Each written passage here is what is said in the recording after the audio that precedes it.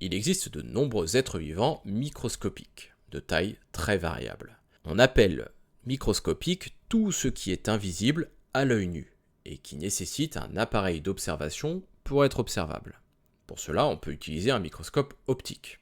On a parfois l'impression que tout ce qui est microscopique fait la même taille, mais en réalité, les êtres vivants microscopiques, appelés micro-organismes, sont de taille très variable. Prenons une échelle de taille et plaçons-y quelques éléments observables à l'œil nu. À plus de 3 mètres, on pourrait placer l'éléphant. Entre 1 et 2 mètres de haut, un être humain. À moins d'un mètre, un chat. Et à des tailles de quelques centimètres, un insecte comme un papillon. Tous ces êtres vivants sont visibles à l'œil nu. À des tailles millimétriques, on peut trouver les premiers micro-organismes, ceux qui sont les plus grands en taille.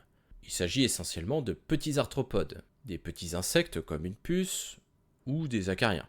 À une dizaine de micromètres, donc entre 0,1 et 0,01 mm, on peut trouver des moisissures comme les levures ou le Penicillium roqueforti, la célèbre moisissure qui forme les taches vertes dans le roquefort. On peut également y trouver des cellules avec des noyaux, comme les paramécies observées en 6e.